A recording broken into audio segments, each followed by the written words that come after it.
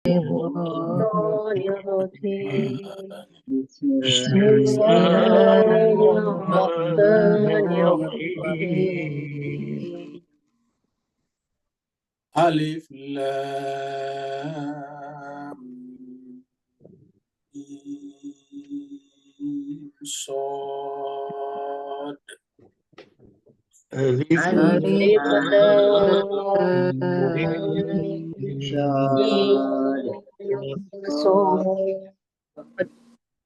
Kitabun unzila ilaika fala takun fi sadrika harajum min.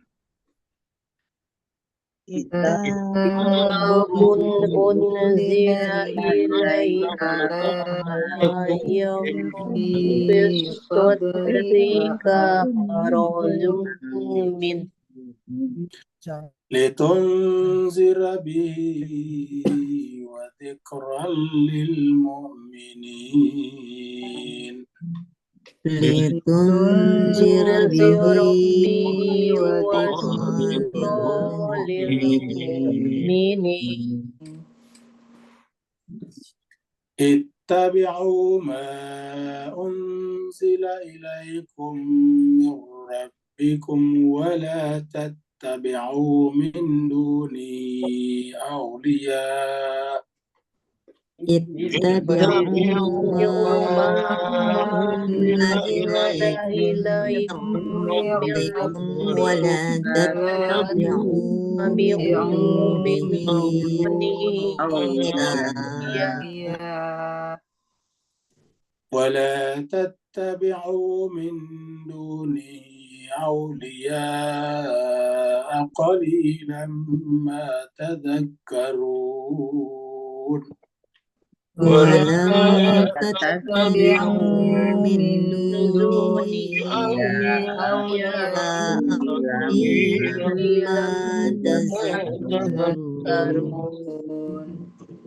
وكم من قرية أهلكناها فجاءها بأسنا وكم من قرية أهلكناها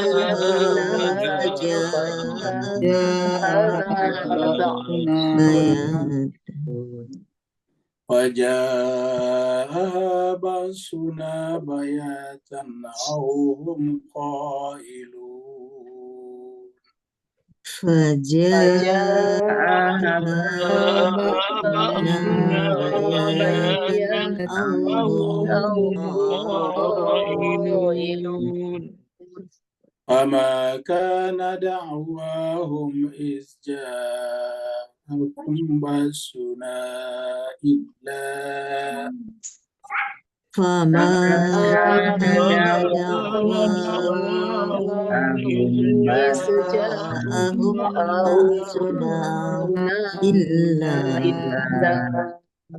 إلا أن قالوا إنا كنا ظالمين. إلا أن قالوا إنا كنا ظالمين. صدق الله العلي العظيم. صدق الله العلي العظيم. اللهم صل وسلم وبارك على رسول الله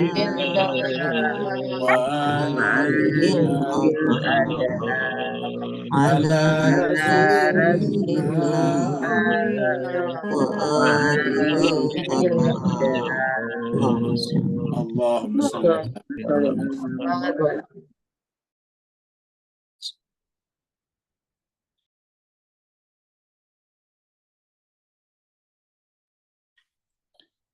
Terima kasih banyak jemaah sekalian yang telah ikut membaca ayat-ayat Allah Subhanahu wa taala. Teriring doa semoga semuanya selalu mendapatkan keberkahan, limpahan rahmat, kemampuan untuk memiliki sifat ridha, ikhlas, tawakal, tersebab kemuliaan ayat-ayat yang tadi telah kita baca bersama. Kita mulai surat Al-A'raf kita. Surat Al-A'raf ini adalah nomor urutnya 7 dalam Al-Quran. Karena kemarin surat Al-An'am adalah ayat 6, surat 6. Jadi kalau kita ingat kembali, surat Al-Fatihah itu surat 1, surat Al-Baqarah itu adalah surat yang kedua, surat Ali Imran adalah surat yang ketiga, surat An-Nisa adalah surat yang keempat, yang kelima adalah surat Al-Ma'idah, yang keenam adalah surat Al-An'am, dan sekarang yang ketujuh adalah surat Al-A'raf. Al-A'raf sendiri secara bahasa artinya tempat yang tinggi.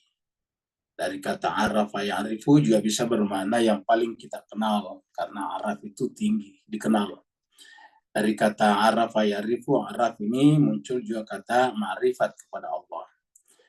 Dan biasa dengarkan hadis yang biasa dikutip mengatakan man arafa nafsahu maka arafa rabbah. Siapa yang mengenal dirinya akan mengenal Tuhannya.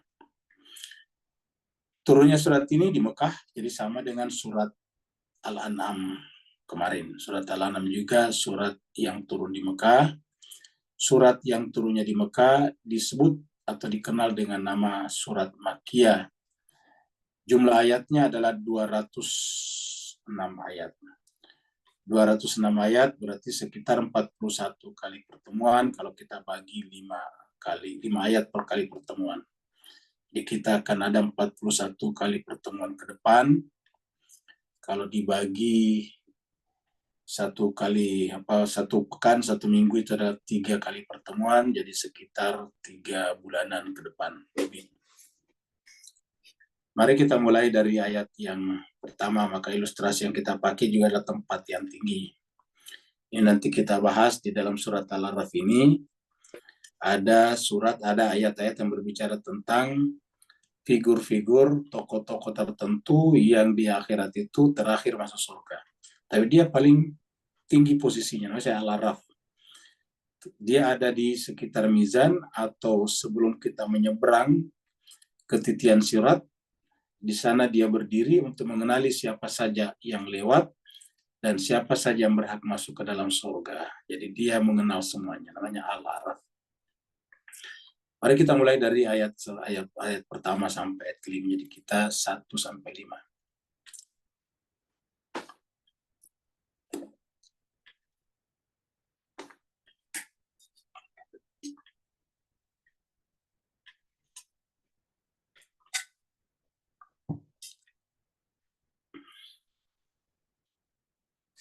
A'udzubillahi minasyaitonirrajim. Bismillahirrahmanirrahim. Jadi ini adalah ayat satunya, Alif Lam Mim Shad. Ini adalah huruf-huruf muqatta'ah. Kita sudah bahas. Waktu kita membahas surat Al-Baqarah ayat 1 atau ayat 1 sampai 5, kita bahas panjang sekali tentang ini karena huruf muqatta'ah pertama itu kan di surat Al-Baqarah, yaitu Alif Lam Mim. Nah, karena pada saat kita membahas Alif Lam Mim di surat Al-Baqarah itu, kita panjang membicarakan ini.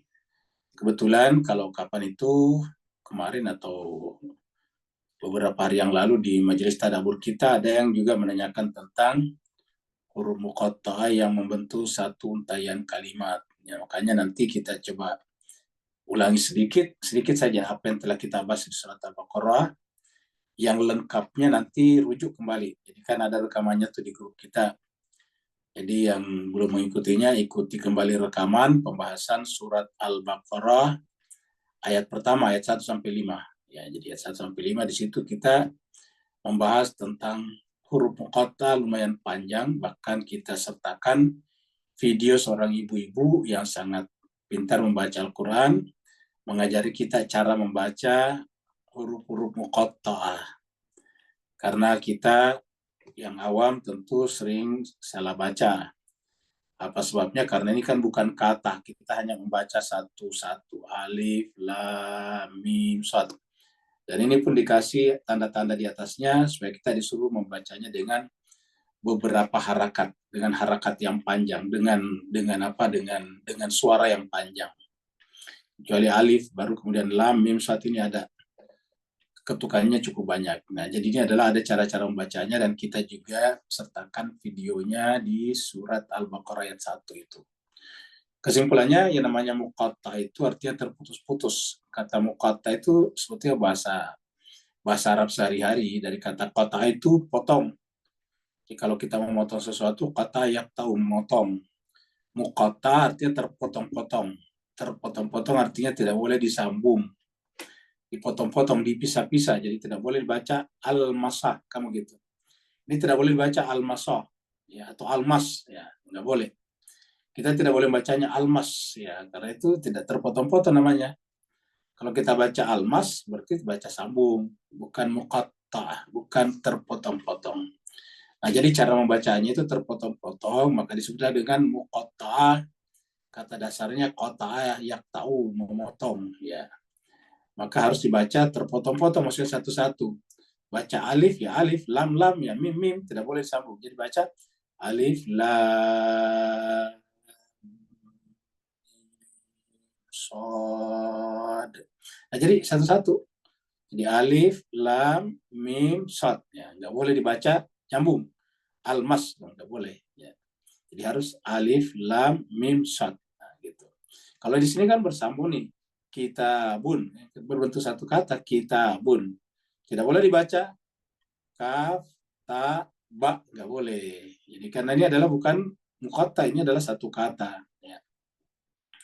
Tidak boleh kita baca alif, lam, ya, ka. Nggak boleh. Kenapa? Karena ini adalah bukan muqatta, sambung. Ya, gitu. Nah, sedangkan di sini kebalikan dari ini tidak boleh dibaca almas. Ya, ini almas kalau kita lihat. Harus baca alif, lam, mim, sod. Ya. Jadi harus satu-satu. Namanya terpotong-potong. Jadi kita ulangi, jangan terlalu serius. Pokoknya namanya muqatta itu bahasa Arab biasa saja, bahasa sehari-hari. Artinya terputus-putus, terpotong-potong. Kenapa? Karena dibacanya tidak boleh bersambung. Karena dia bukan satu kata. Dia adalah kumpulan huruf-huruf yang tidak tersambung menjadi satu kata. Kalau di sini kan kumpulan huruf-huruf juga, huruf kaf, huruf ta, huruf ba, tapi tersambung menjadi satu kata, kitabun. Kitabun kata dan ada artinya, yaitu buku ataukah kitab. Ya, jadi ini ada artinya. Unzila, ini kumpulan huruf-huruf juga, ada hamzah atau alif, ada nun, ada zai, ada zal, dan ada lam. Ya. Dan ini tidak boleh dibaca putus-putus. Kenapa? Karena satu kata dibaca unzila, yaitu diturunkan. Unzila, diturunkan. Nah, jadi beda dengan ini. Kalau ini tidak ada artinya kalau almas, ya. Jadi harus alif, lam, mim, sad, dan tidak membentuk satu kata. Nah, jadi jemaah sekalian berbahagia, nanti kita akan bahas lebih banyak sedikit ini. Setelah lembaran ini, kita dulu baca di sini, ya. Nanti kita balik lagi sini. Kitabun, jadi pada pertemuan-pertemuan sebelumnya, terutama waktu kita membahas surat Al-Baqarah, kita sampaikan, kalau ini bukan kata, lalu apakah tidak punya makna? Kalau kata kan ada artinya.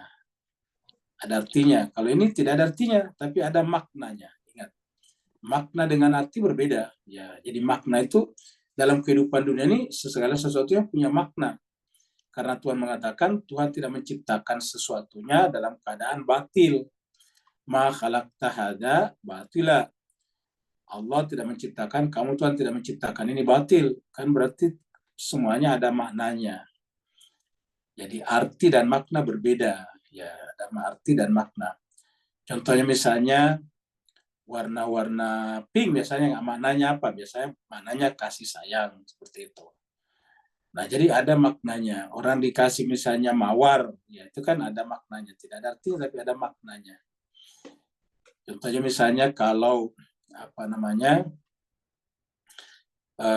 kita orang ingin menyanyi dan ada ada nada awalnya, itu tidak ada artinya, tapi ada maknanya.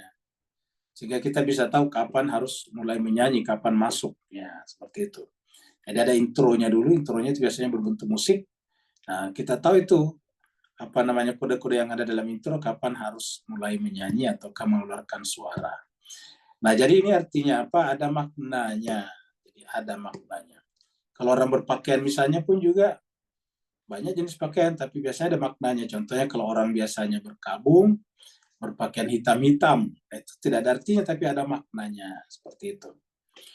Nah, jadi kesimpulannya ada arti, ada makna. Jadi kalau arti itu adalah pengertian harafiah yang dikandung oleh kata tersebut. Contohnya makan, artinya memasukkan sesuatu ke dalam mulut, itu makan. Itu artinya. Nah, sedangkan ada kata makna, bermakna. Misalnya kehidupan kita tidak bermakna. Nah, itu ada artinya kehidupan harusnya ada maknanya. Tapi ada kata-kata hidupnya tidak bermakna, atau hidup saya rasanya tidak bermakna. Gitu. Nah, jadi lebih luas kalau makna daripada sekedar arti. Karena kalau arti biasanya berkaitan dengan kata saja, sedangkan kalau makna berkaitan dengan segala sesuatunya. Ya. Contohnya sekarang pemanasan global itu ada maknanya. Apa maknanya?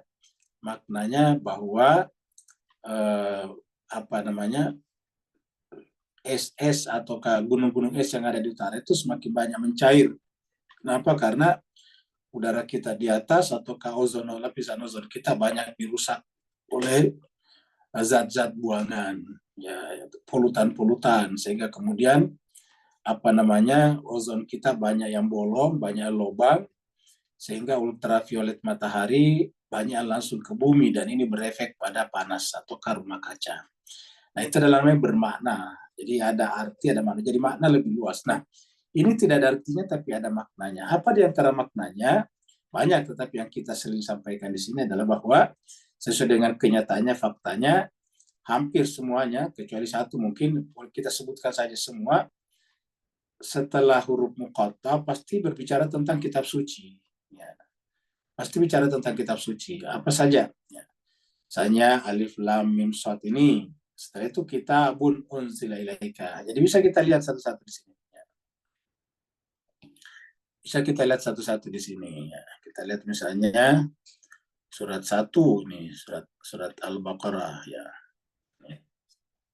Alif lam mim langsung apa? Zalikal kitab. Langsung kitab yang ditunjuk. Zalikal kitabu la raiba fi hudan. Ya. Surat yang ketiga misalnya Al Imran. Ya.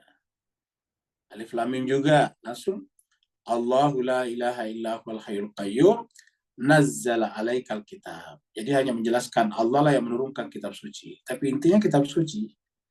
Ya, jadi kitab suci. Jadi semuanya seperti ini kita ada maknanya, ada isinya ya, seperti itu. Ambil contoh misalnya, ya kita ambil seloncat misalnya, ya, surat Maryam misalnya. Ya. Ini KH ya ain shad ini 1 2 3 4 5 ini malah ya.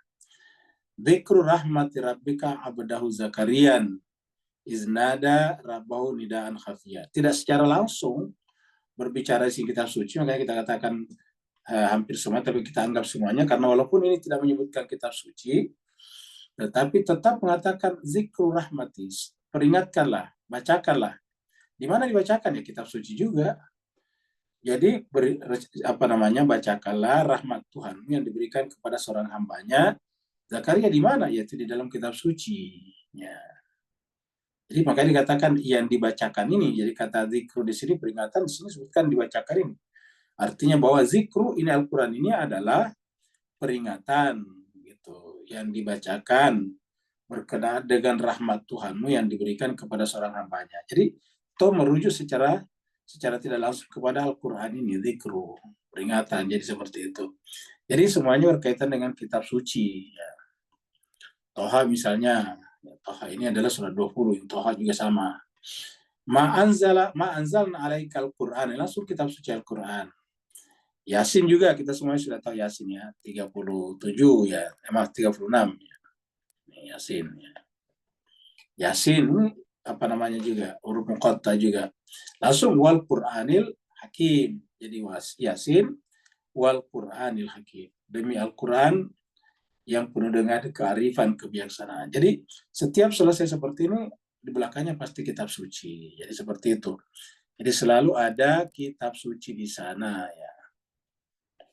Ini adalah surat Luqman 31, ini alif lam mim juga. Nah, tilka ayatun, ini sama tilka ayatun juga. Ya, tilka Al-Quran itu adalah ayatul kitab al-hakim. Jadi selalu begitu. Dan ini fakta. Jadi orang boleh membuat penafsiran yang lain, tapi fakta yang kita lihat berdasarkan Al-Quran, setiap selesai huruf muqatta pasti berbicara tentang kitab suci di sini. Ya. Jadi berbicara tentang kitab suci. Ya di mana-mana seperti itu ya. Kita misalnya melihat di sini ya. Ya ini bukannya yang surat ya. Ya, Hamim misalnya kan ini Hamim nih. Surat Fusilat ini ada beberapa nih Hamim Hawamim itu ada berapa Hamim. Hamim ini juga para surat muqatta juga. Begitu selesai Hamim tanzilun ya. Tanzilum mir-rahmanir rahim. Jadi berbicara tentang Al-Qur'an diturunkan dari Ar-Rahman Ar-Rahim, dari yang Maha Pengasih lagi Maha Penyayang, seperti itu ya. Surat Ad-Dukhan misalnya, Hamim juga ini. Wal kitabil mubin, dan kitab yang nyata. Jadi seperti itu. Nah inilah saya kira fakta. Jadi bukan seperti penafsiran, ini fakta. Artinya bukan pendapat pribadi. Kalau penafsiran kan bisa pendapat pribadi. Tapi ini adalah fakta, maksudnya kenyataannya di Quran. Setelah selesai huruf muqatta itu pasti berkaitan dengan kitab suci. Langsung atau tidak langsung. Nah, jadi saya kira cukup aja bagi contoh-contoh, dan jemaah sekalian bisa menelusurinya sendiri di dalam Al-Qur'annya. Kita kembali ke sini ya. Jadi kitabun unzila ilaika fala yakun fi sadrika harajun. Nah, Al-Qur'an ini kitab suci ini kenapa didahului dengan keindahan, kan indah. Kalau di antara bapak-bapak, ibu-ibu atau tuan-tuan, puan-puan punya suara yang bagus, itu bagus sekali kalau membaca ini ya. Ya, kalau yang dikaruniai suara yang indah itu bagus kalau yang baca ini ya. Itu indah sekali kan begitu. Contohnya misalnya kita angkat di sini nih ya, katakanlah di sini. Nah, kalau apa namanya, kalau surat Maryam yang paling panjang, kita ambil surat Maryam yang paling panjang. Nah, kayak gini-gini ya. Baru kita baca nih ya. Iya.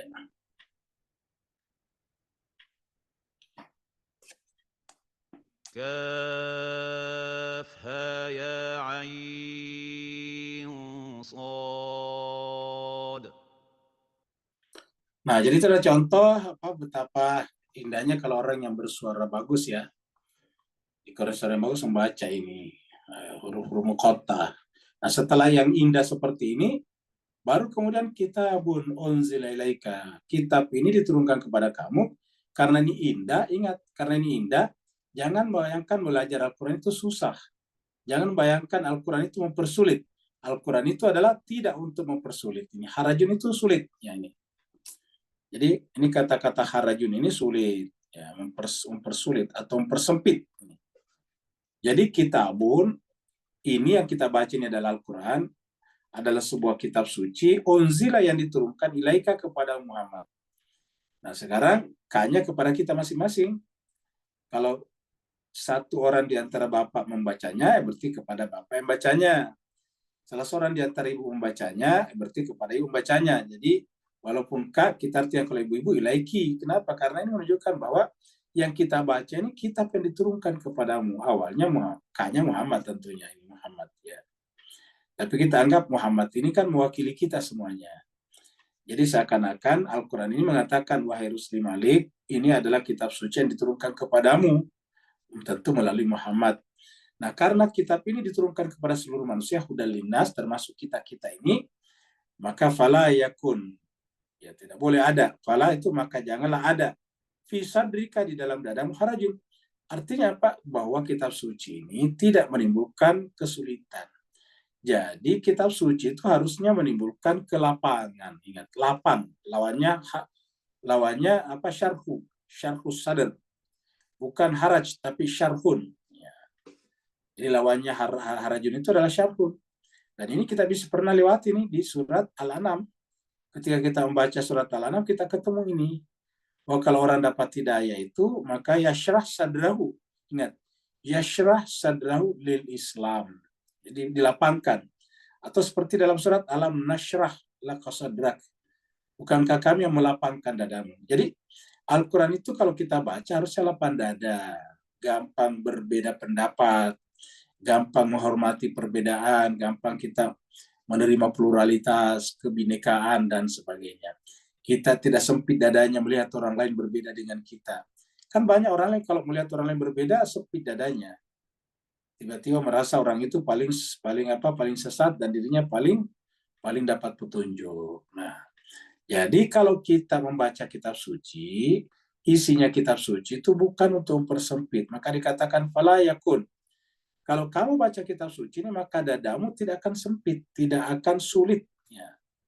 Minhu dari Quran itu, jadi tidak ada kesulitan, tidak ada kesempitan yang muncul dari ayat-ayat suci. Minhu ini dari Al-Quran, hu-nya dari Al-Quran ini tadi. Kembali ke sini nih, ya ini. Ya. Jadi ini adalah hu-nya minhu daripada kitab suci ini. Ya. Jadi Al-Quran adalah untuk itu. Nah, kita ambil contoh misalnya di sini nih ya. Kita ada beberapa contoh di sini ya. Ini adalah surat 2278 ya. 2278. Surat Haji, surat Al-Hajj ayat 78. Apa kata Allah? Allah berfirman, wajahidu fillahi haqqa jihadihi. Berjihadlah, bersungguh-sungguhlah, fokuslah di dalam menempuh jalan di dalam Allah. Fillah. Jadi bukan fisabilillah, tapi fillah. Jahidu fillah. Jadi ini adalah perjalanan kedua kalau versi Mullah Sadra. Kalau versi Mullah Sadra itu kan di dalam Allah. Ini wajahidu fillah. Ya, jalan pertama kan adalah ilallah. Ya. Sabilillah misalnya begitu. Tapi ini adalah fillah, bukanlah sabilillah. Tapi wajahidu fillah, bersungguh-sungguhlah di dalam Allah. Secara harfiah begitu. Itu kan di dalam. Bersungguh-sungguhlah di dalam Allah. Haqqa jihadi, dengan jihad, dengan kesungguhan yang sebenar-benarnya.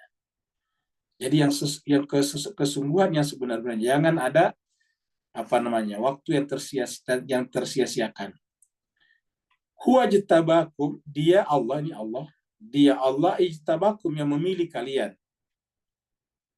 Islam ini. Wa ma ja'ala alaikum, dan dia tidak menjadikan untuk kalian fid dini, di dalam agama ini, min haraj, kesempitan ini sama. Tidak ada harajnya. Jadi tidak ada harajnya, ya. Tidak ada haraj, ini harajun ya, tadi. Tidak ada harajnya. Ya. Ini harajin gara-gara min ya. Ini harajin gara-gara min ya. Jadi artinya apa? Al-Qur'an ini dipilihkan Allah untuk kita, dan tidak ada di dalam Al-Quran, ini kan Al-Quran ini adalah ini, Al-Quran atau petunjuk ini, ya, yang di jalan Allah ini kita bisa mengenalnya melalui Al-Quran. Dan kalau kita menjalankannya namanya din. Nah, tidak ada haraj, tidak ada kesempitan di dalam din ini. Dan inilah yang disebut dengan millata abikum Ibrahim. Inilah jalan ayah kalian, yaitu Nabi Ibrahim. Huwa sammakumul muslimin. Dia Allah menamai kalian dengan al-muslimin. Jadi ini nama dari Allah, bukan dari kita, bukan dari Nabi Muhammad kita. Jadi orang yang muslim itu, kalau muslim beneran, maka hatinya lapang, tidak mungkin ada kesempitan. Karena di sini dikatakan tidak ada. Jadi ini adalah negasi terhadap agama. Di dalam agama yang bersumber dari kitab suci itu, tidak mungkin ada kesulitan atau kesempitan. Tidak mungkin. Jadi kalau ada orang beragama sulit, ya ini pasti salah memahami agama. Saya rasanya Ustaz kalau beragama susah sekali, terlalu membebani. Nah, kalau ada yang beragama membebani dengan agama, dia bermasalah dengan suaminya, istrinya, bermasalah dengan anaknya, dengan tetangganya, dengan sahabat-sahabatnya, dengan kantornya, ya berarti kesempitan. Ya. Kesempitan, ya. Ya, sebab itulah agama katakan agama ini bukan maja'ala alaikum fid dini min haraj. Dan inilah millat abikum Ibrahim, dan inilah orang muslim. Min qabl, sejak awal, sejak sebelumnya, maksudnya agama-agama sebelum Islam. Wa fi hadza, dan di dalam agama ini.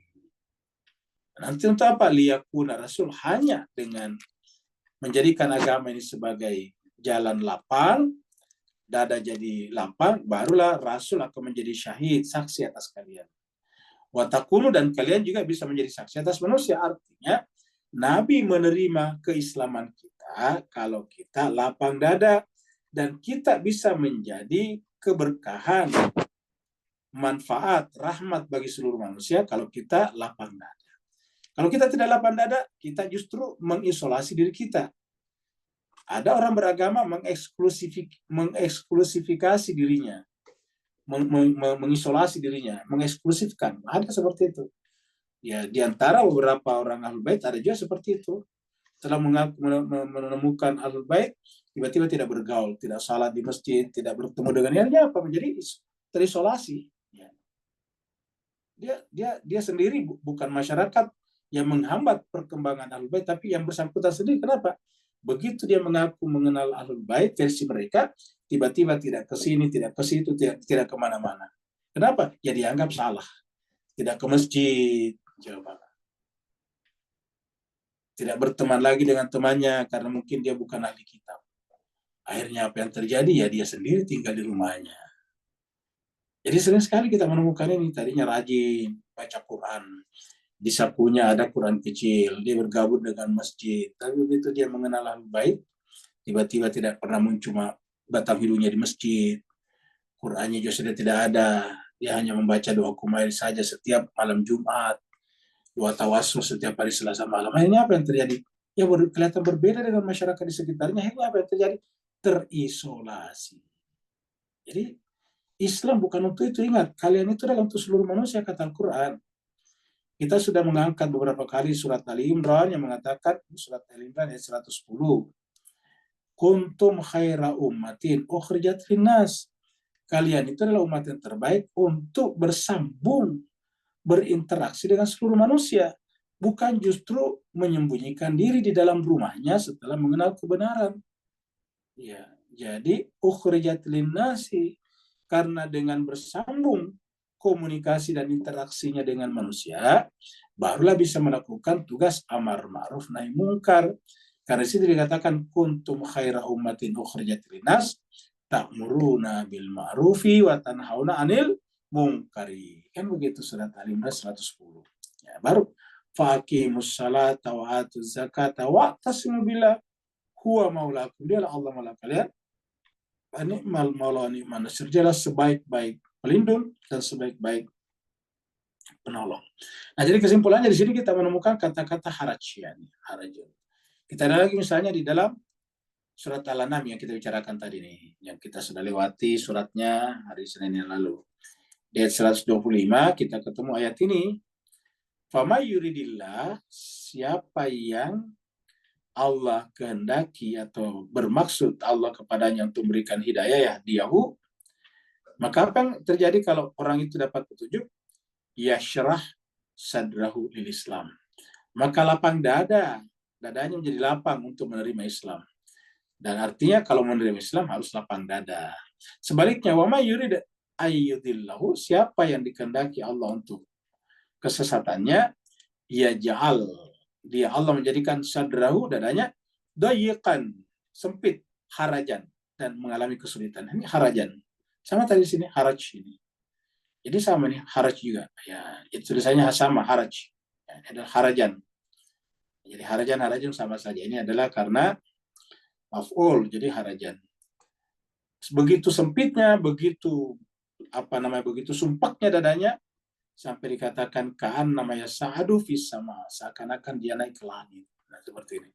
Jadi jemaah sekalian sebagian ini dalam Al-Quran ada beberapa kali muncullah seperti ini ya. Nah, kita teruskan lagi ya. Nah, jadi kita teruskan, jadi kitabun unzila ilaika fala yakun fi sadrika harajun. Jadi kalau kita baca Quran, jangan terhenti komunikasi kita dengan siapapun juga. Tidak sedikit di antara kita tiba-tiba tidak bergaul dengan temannya yang beragama Hindu, Buddha dengan alasan dia kan bukan ahli kitab. Nanti kalau kita makan di rumah atau kita jabat tangan, dia kan ini, aduh, akhirnya apa yang terjadi kemudian? Terus siapakah yang akan membimbing mereka?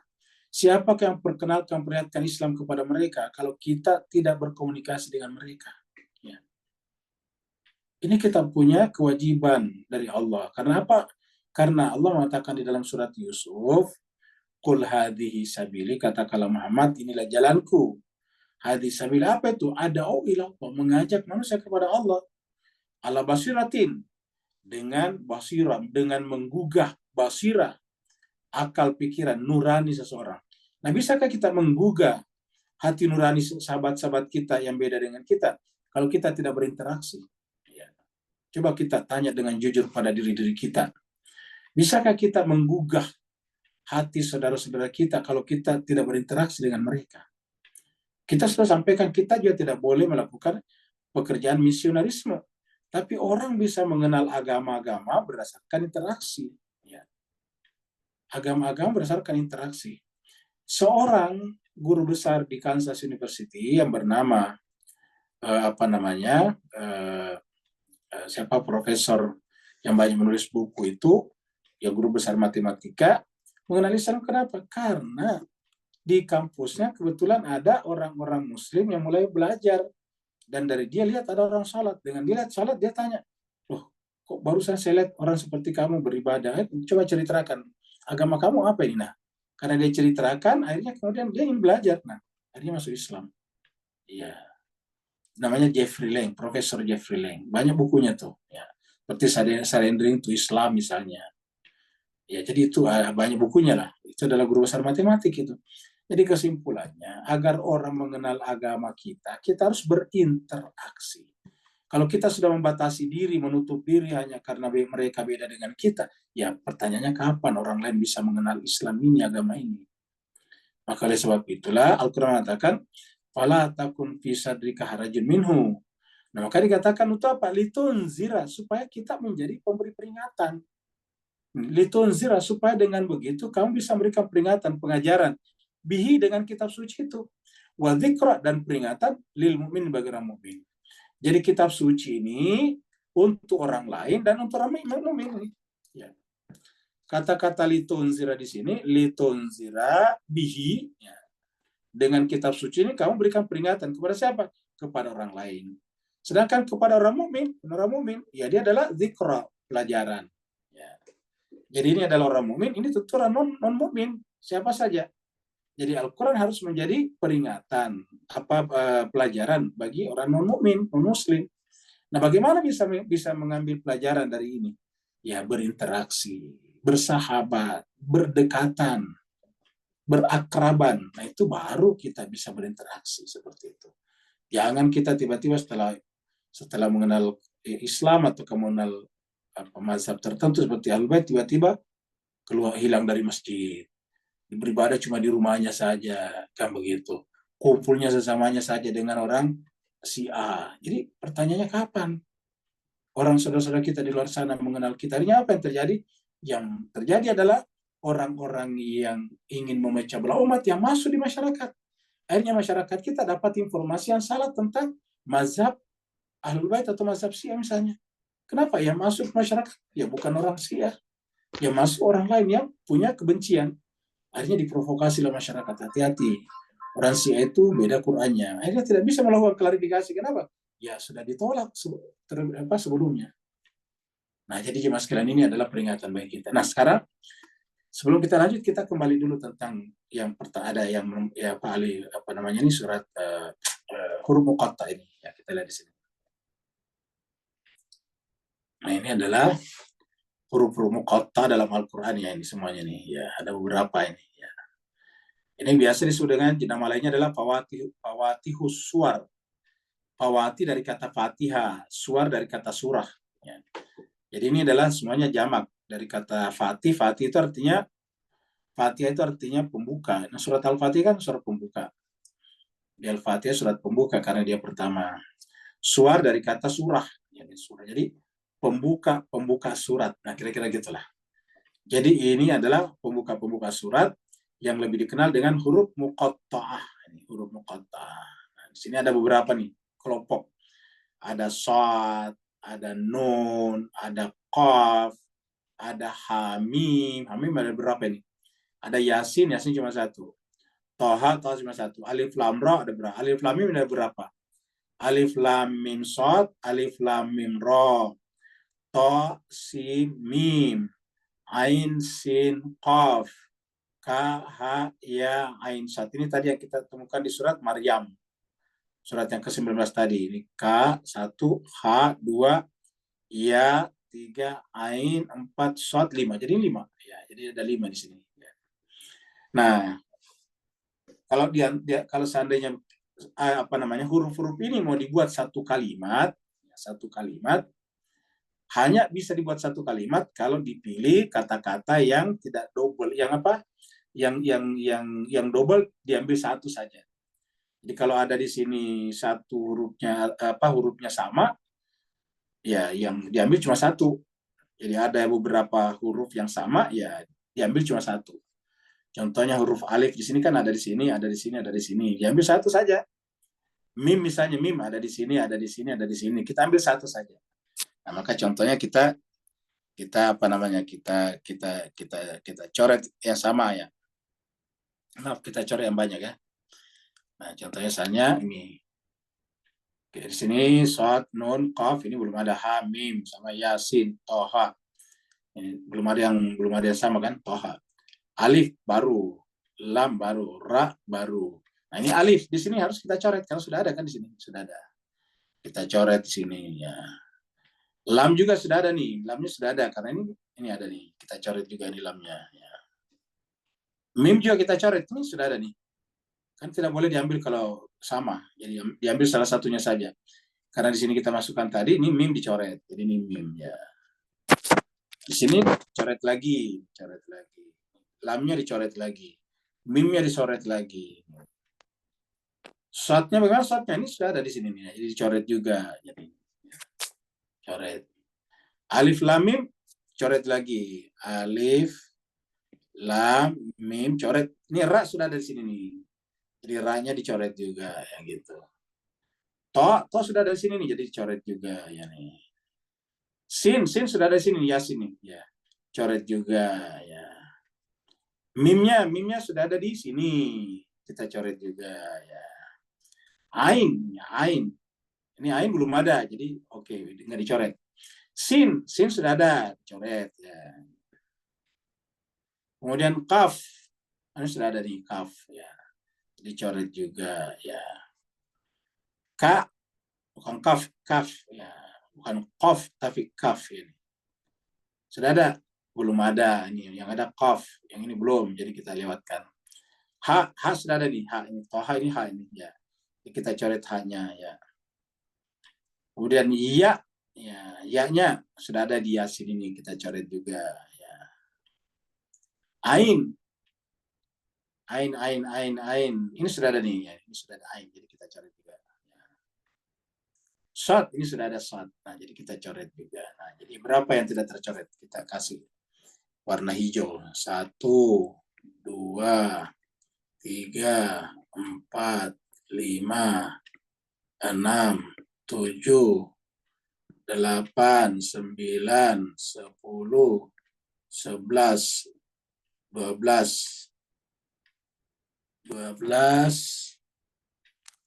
13, 14 ya. 1, 2, 3, 4, 5, 6 ya, 7, 8, 9, 10, 11, 12. Apalagi yang belum, yang sudah masuk. Ya, ain yang berarti ini 13, ya ada 14 kalau kita lihat sini. Ya. Jadi ada 14 huruf, jadi 14 huruf. Misalnya 14 huruf, 14 manusia suci kira-kira gitulah. Ya, kalau 14. Ya. Ada 14. Nah, kalau ini semuanya kita rubah jadi huruf bacaan, misalnya kita rubah jadi kalimat. Kalimat apa yang cocok di sini? Ini kan bisa muncul misalnya kata sirat, ini shad. Ini ada di sini ra, sirat, ya kan begitu. Terus kemudian ada matnya di mana tadi matnya? Alif. Ini ada alifnya, sirat, kan begitu. Ya, kemudian ain, ini ain. Ada lam. Mana lamnya? Ini lam di tengah-tengah sini. Ada ya, mana ya tadi ya, ali, bisa ali, sirat ali. Ya, baru kemudian ada ha, baru qaf, ini biasa di hakun. Ya, dan seterusnya. Mari kita lihat. Ya.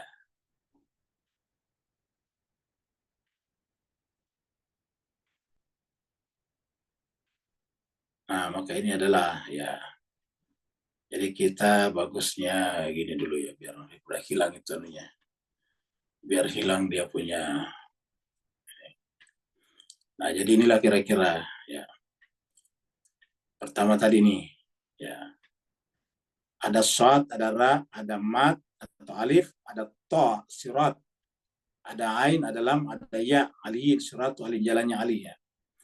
Kemudian ada ha, ada kaf, hakun. Ya. Kemudian ada nun, ada mim, ada sin dalam kata yasin misalnya. Ada ka tadi, kaf bukan kaf ya, kaf. Ada ha. Jadinya apa? Namsikuhu.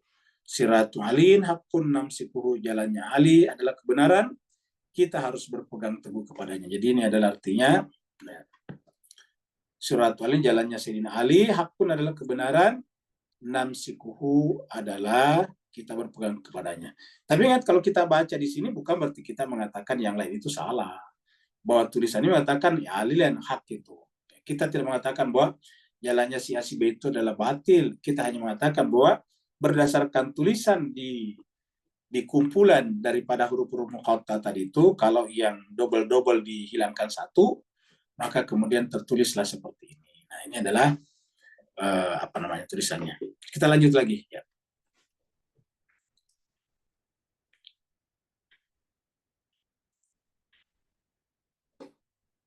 Nah, kita lihat ittabi'u, tiba-tiba di belakangnya ittabi'u. Kami tadi ittabi'u ma unzila ilaika. Jadi ini ditarik ya.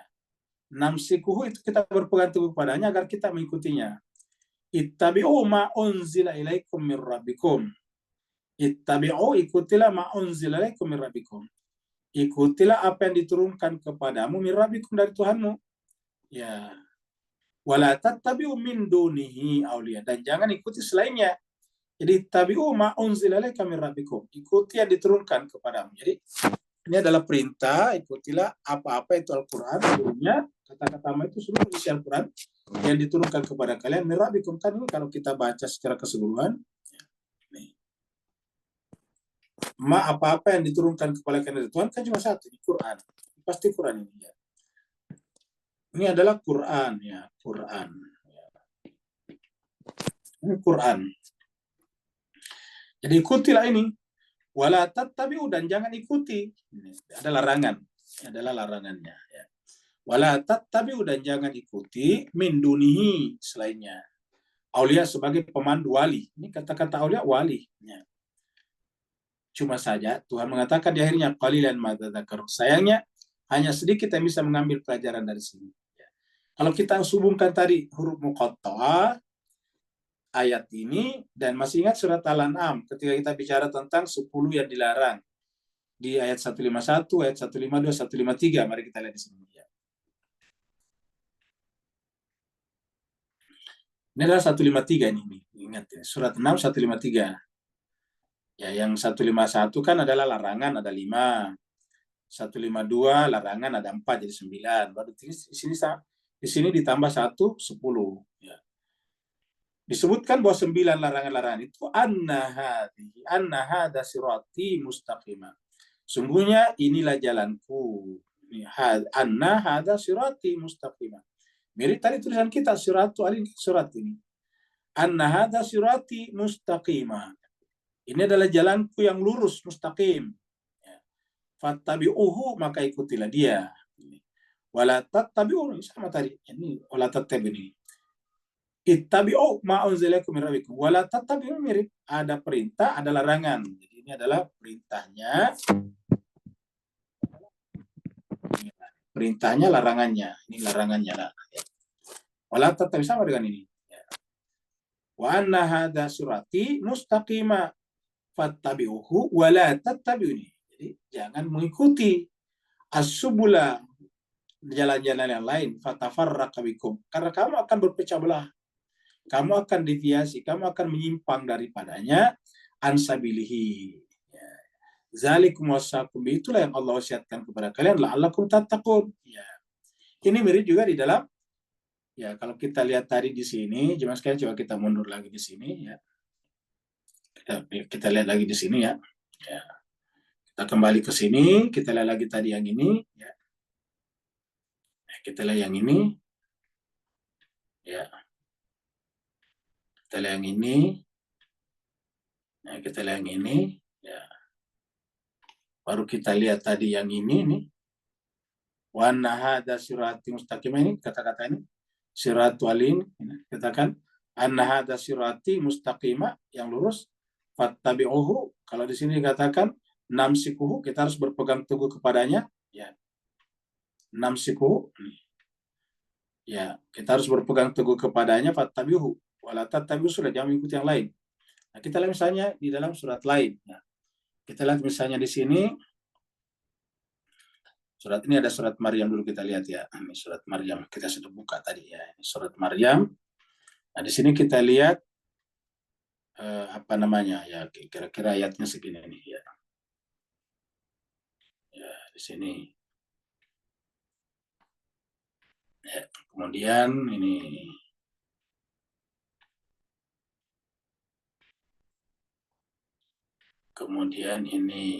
ya. Nah, ini dia. Ini adalah surat Maryam ayat 12 ya. Ya Yahya, Nabi Yahya yang baru lahir dari Nabi Zakaria ya. Ya Yahya, khuzil kitabah. Ambillah kitab suci biquwatin. Mengambil kitab suci dengan sekuat-kuatnya itu sama dengan namsikuhu. Kita harus berpegang teguh kepada jalan ini ya. Karena jalan ini pasti jalan lurus ya. Nah, namsikuhu ataukah khuzil kitabah biquwatin. Peganglah kitab suci dengan sekuat-kuatnya. Wa atainau, dan kami berikan kepadanya al-hukma sabiyya. Ya, jadi ini adalah. Nah, kita bisa lihat lagi juga di ayat lain. Misalnya di sini. Surat 7. Ini kita lihat surat 7. Surat 7 ini ya. Surat Al-Araf. Ayatnya 40. Ini. Maaf, surat Al-Araf ya. Bukan surat Al-Araf ya, surat 15 maksudnya. Surat Hijr ya, ayat 40. Nah, jadi iblis berkata, ini kan kita lihat dulu ayat sebelumnya ya. Kita lihat dari 37. Jadi iblis meminta kepada Allah, ya Allah, karena kamu telah memvonis saya sesat, maka beri tangguhlah saya. Allah menjawab, fa innaka minal munzarin. Wah iblis, permintaanmu saya terima, kamu akan diberi tangguh sampai hari kiamat. Minal munzarin itu diberi tangguh. Ya, diberi tangguh munzarin. Ila yaumil waqtil ma'lum, sampai waktu yang telah ditentukan, yaitu hari kiamat. Qala, berkatalah iblis, Rabbi, wahai Tuhanku, bima agwaitani, karena kamu telah memvonis aku sesat, lauzayinanna, maka saya akan menyesatkan, saya akan menjadikan indah maksudnya.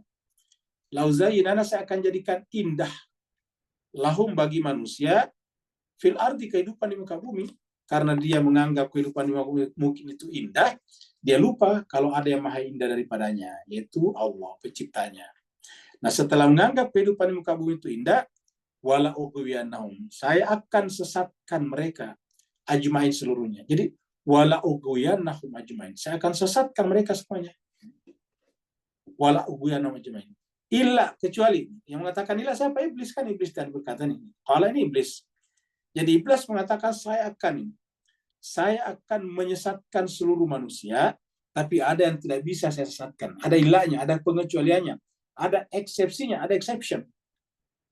Wala ughwiyannahum ajmain, saya akan sesatkan mereka semuanya, illa, kecuali. Siapa kecualinya? Ibadaka, hamba-hambamu, minhum, dari kalangan mereka yang mukhlasin. Ingat, bukan mukhlisin, tapi mukhlasin, yang tersucikan. Mukhlas itu tersucikan. Qala, nah Allah berkata, karena iblis mengatakan ibadaka minhum mukhlasin, Allah katakan siapakah di sini? Qala hada siratun. Nah, coba kita lihat ini. Alaya di sini bisa dibaca apa kira-kira? Kalau seandainya kita pakai, ini kan tulisannya sama nih. Harakatnya misalnya kita ganti. Ainnya kita seperti ini, di fathah. Bagaimana kalau lamnya misalnya kita kasrah? Iya. Ya, baru ya-nya juga kita kasrah. Menjadi mudhaf ilaih. Jadi siratul aliyyin, kan begitu. Qala hadza siratun alayya mustaqim. Karena ini dikatakan tadi mustaqim, lurus. Ya, ini siratu ali hakim namsik. Ya. Siratu ali ini, coba perhatikan ini ya. Siratu ini mirip tulisannya kan? Ya. Nah, jadi jemaah sekalian berbahagia. Coba kita lamnya di kasrah, ya ini kasrah ini. Kalau dia di bawah tasdid berarti kasrah ya. Ini namanya kasrah. Walaupun di atas ya kasrah. Kenapa? Karena di bawah tasdid. Ya, ini di bawah tasdid. Kalau di atasnya tasdid baru fathah. Ya. Tapi ini adalah di bawah tasdid. Di bawah syaddah. Ini kan tanda syaddah. Nah, kalau di bawahnya harakat di bawah tanda syaddah berarti namanya dibaca kasrah. Jadi aliyin bacanya. Siratu aliyin. Ya. Coba kalau ini. Ya. Nah, jemaah sekalian berbahagia. Jadi hakun. Hakun itu apa? Ya mustaqim. Ya, nih. Itulah jalan yang benar. Dan karenanya kita harus berpegang teguh kepadanya. Nah, jadi jemaah sekalian, kita kembali lagi ya. Jadi kita lihat bahwasanya ayat-ayat tadi, ini kita kembali ke sini. Ya. Ini adalah ittabi'u ma unzila ilaika min rabbikum. Jadi sama. Ya. Artinya narasinya dari atas itu sama, temanya sama. Yaitu kitab suci yang ada pasangannya itu adalah juga benar. Karena Al-Quran ini adalah hak, maka pasangannya juga harus benar hak manusia. Maka ikutilah dia. Fa'ittabi'u ma unzila ilaikum min rabbikum. Dan ini larangan, jangan ikuti selainnya. Jadi sudah ada perintahnya, ada larangannya. Ikutilah dan jangan ikuti selainnya. Sama tadi surat Al-An'am ayat 153. Ya, jadi ittabi'u ma unzila ilaikum min rabbikum wa la tattabi'u min dunihi awliya. Cuma kata Tuhan ini, sayangnya, kita menggunakan kata sayangnya, qalilan, sangat sedikit, ma tazakkarun, yang bisa mengambil pelajaran. Kita artikan ini tazakkarun, mengambil pelajaran, ini cocok di bawah ini. Ya, kita setuju dengan terjemahan ini, di bawah ini. Kalau ini mengingat bisa juga. Tapi karena Al-Quran pelajaran, kita bagusnya artikan, qalilan ma tazakkarun, sangat sedikit yang mengambil pelajaran. Ya. Dari Al-Quran. Kenapa ya? Al-Quran tadi jarang dibahas secara tuntas. Jarang pengajian membahas Al-Quran secara tuntas, berurut dari awal sampai akhir, dan setiap ayatnya dibandingkan dengan ayat-ayat yang lain. Tujuannya supaya kita bisa menemukan Al-Quran secara komprehensif. Kita menemukan Al-Quran secara holistik. Kita menemukan Al-Quran walaupun ayat-ayatnya ada 6.000-an ayat, tapi pada hakikatnya all in one. All ayat-ayat itu in one kitab suci, yaitu Al-Quran. Jadi ayatnya banyak, dan semua ayat itu, all ayat itu berada dalam satu makna yang sama, yaitu kitab suci yang tidak ada kesalahan di dalamnya. Dia adalah suci. Seperti mana juga Nabi, pasangan Al-Quran juga harus suci. Kalau Al-Quran itu adalah maksum, maka pasangannya juga harus maksum. Lanjut. Jemaah sekalian berbahagia, kerusakan seperti ini sering sekali terjadi sekarang. Jadi, dan inilah manusia lemah sekali. Jadi, kenapa Tuhan terkadang membiarkan gempa bumi, angin ribut, angin kencang yang menyebabkan robohnya bangunan-bangunan seperti ini? Ya, diantaranya supaya kita melihat bahwa bangunan kita yang indah itu kelihatannya tadi bagus, arsitektural, tapi begitu roboh yang ada adalah puing-puing seperti ini. Ya, jadi inilah jemaah sekalian. Wa kam min qaryatin, dan betapa banyak negeri. Ya, kam min qaryatin, dan betapa banyak negeri. Ahlaknaha, yang kami telah membinasakan ini. Ahlaknaha. Jadi kam min qaryatin, betapa banyak negeri yang ahlakna, yang telah kami binasakan, hancurkan. Ya. Jadi kalau kita lihat dari dulu sampai sekarang banyak sekali negeri yang hancur. Ya, nggak usahlah terlalu sampai 1000 tahun yang lalu. Kita lihat saja 100 tahun terakhir aja. Perang Eropa, Perang Dunia Pertama, Perang Dunia Kedua. Sekarang di Timur Tengah betapa banyak peradaban-peradaban telah dihancurkan oleh alam atau melalui manusia. Wa kam min qaryatin ahlaknaha. Betapa banyak negeri-negeri yang telah kami binasakan. Faja'aha ba'suna. Adalah penderitaan ba'suna. Bayatan pada malam hari atau di tempat lain di siang hari juga. Auhum qailun, atau dalam keadaan mereka qailun. Qailun ini bisa diartikan sebetulnya secara bahasa qailun bukan beristirahat ya, tapi qailun itu berkata sebetulnya. Qailun dari kata qala qailun. dalam keadaan beraktivitas. Kita artikan saja dalam keadaan beraktivitas ya. Ya, jadi dalam keadaan beraktivitas ya, atau bisa juga beristirahat dalam pengertian apa pokoknya saya lebih cocok kata-kata bayatan itu di malam hari ketika ada istirahat atau pada siang hari ketika beraktivitas ya. Jadi ketika beraktivitas. Jadi betapa banyak negeri yang, karena kalau siang hari kan kebanyakan orang beraktivitas ya.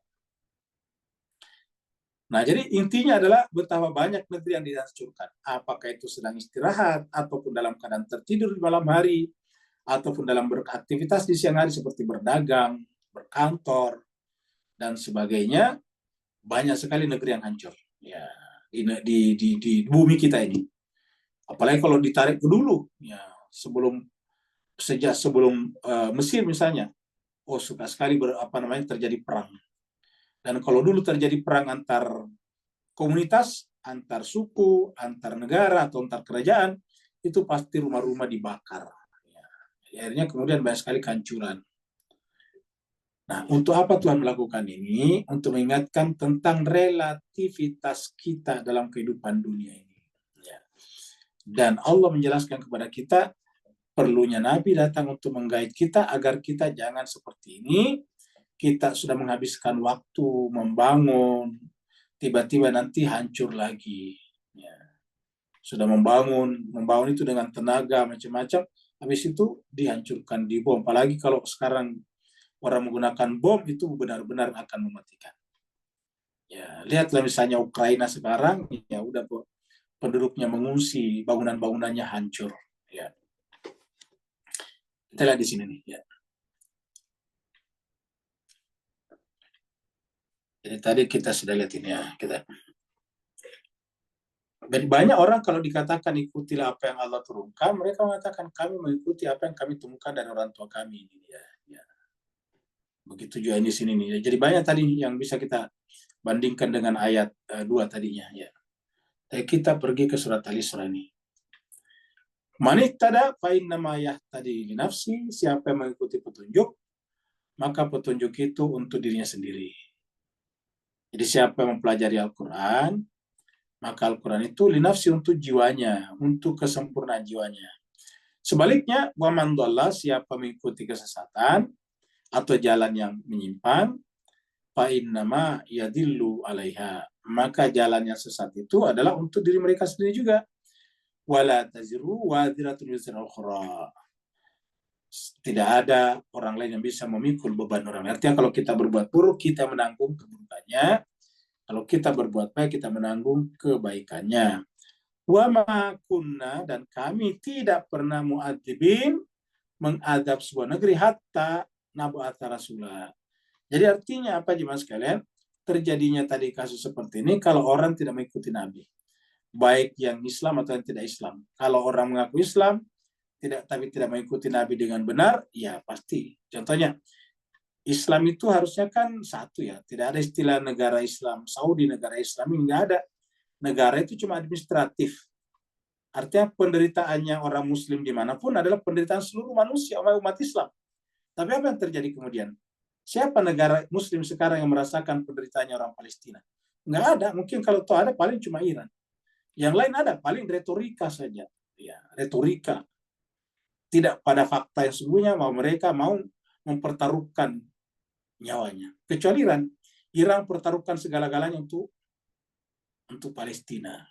Padahal Nabi mengatakan dalam sebuah hadis, man lam yahtamma bi umuril muslimin falaisa minhum. Ingat, falam yahtamma, siapa yang tidak peduli bi umuril muslimin, tentang masalah yang menimpa orang muslim, falaisa minhum, maka dia bukan termasuk bagiannya. Coba. Kan berbahaya nah hadis ini. Man lam yahtamma bi umuril muslim, siapa yang tidak peduli kepada masalah-masalah yang menimpa kaum muslimin di seluruh dunia, falaisa minhum, hakikatnya bukan bagian dari mereka. Ya. Bagian dari mereka. Nah, jadi jemaah sekalian, beginilah yang terjadi sekarang. Kita lihat. Jadi, apa sebabnya terjadi Palestina hancur? Ya, karena umat Islam juga. Ya. Di mana masalahnya ini?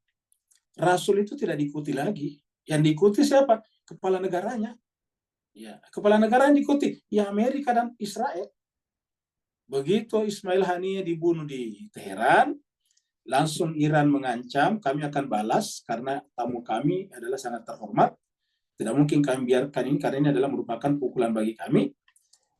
Apa yang terjadi kemudian? Setelah ketakutan Amerika dan Israel, siapa yang datang ke Iran melobi supaya jangan melakukan serangan kepada Israel? Iya, dari Yordania misalnya, negara Muslim. Membujuk Iran, janganlah serang Israel. Coba. Yang melindungi Israel siapa? Muncul lagi dari Saudi. Kami tidak membiarkan rudal dari Iran melewati udara kami. Lah, dia kemarin membiarkan Israel melewati udaranya menyerang Yaman. Coba kita lihat. Jadi artinya apa? Ajaran kerasulan sudah tidak ada. Yang ada sekarang adalah parokialisme. Ya. Setiap negara satu paroki, satu negara satu paroki. Dan setiap paroki keagamaan tidak mengenal satu sama lain. Nah, sehingga Al-Quran mengatakan, وَمَا كُنَّا مُعَذِّبِينَ حَتَّى نَبْعَثَ رَسُولًا. Jadi kalau kita tidak mengikuti jalan Rasul, di mana Islam itu satu kesatuan, maka kita akan mendapatkan tadi seperti dalam ayat ini. Ya. Kita akan mendapatkan ahlakna hancur. Coba lihat sekarang Gaza. Ya. Nah, jadi inilah jemaah sekalian berbahagia. Kita lanjut lagi ayat 5. Ya. Biasanya kita jemaah sekalian nanti setelah kejadian baru menyesal. Jadi setelah kejadian baru kita menyesal. Ya, untuk buat apa lagi? Selalu penyesalan itu datang di belakangan. Ya, orang yang arif menyimpan penyesalannya di depan sebelum kejadian supaya terjadi namanya aware, terjadi keberhati-hatian, sadar. Ya. Kalau sudah menyesal, sudah masuk penjara, dihukum, akan digantung atau akan dikisas, baru menyesal, ya tidak ada lagi gunanya. Ya, seperti itu jemaah sekalian. Jadi kita tentu tidak ingin seperti itu. Ya. Famakana dakwahu, maka tidak ada lagi seruan mereka. Ketika ja'ahum datang kepada mereka ba'suna, siksaan kami. Ya. Illa kecuali anqalu berkata. Ya.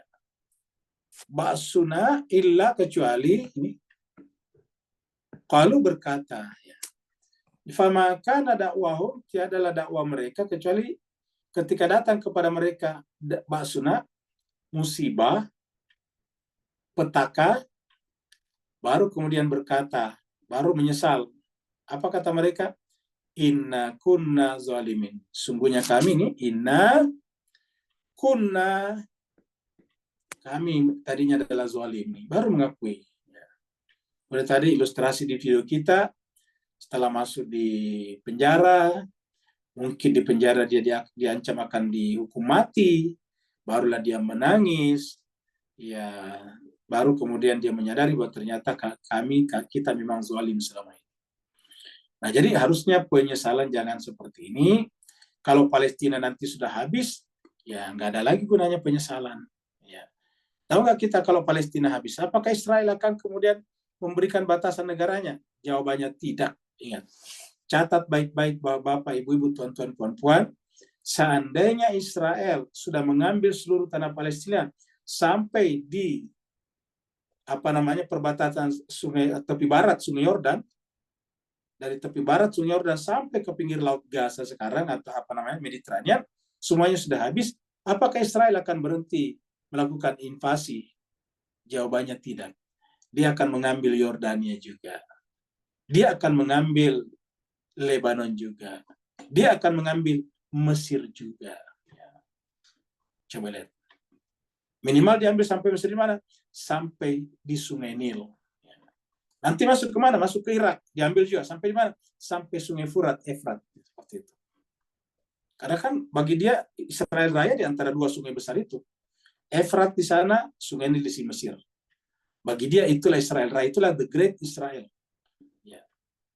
Kalau sekarang belum diserang Yordania, dipakai dulu, ya itu namanya teori makan. Orang makan itu dari pinggir-pinggir dulu. Jangan di tengah langsung. Pinggir-pinggir.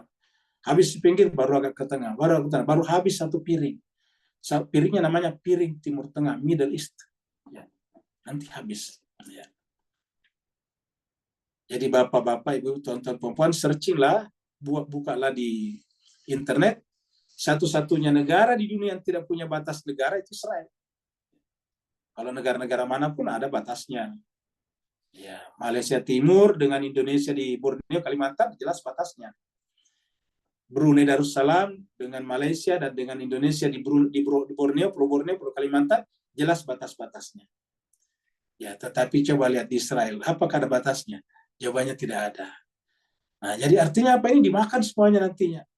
Karena itu yang disebut dengan The Great Israel.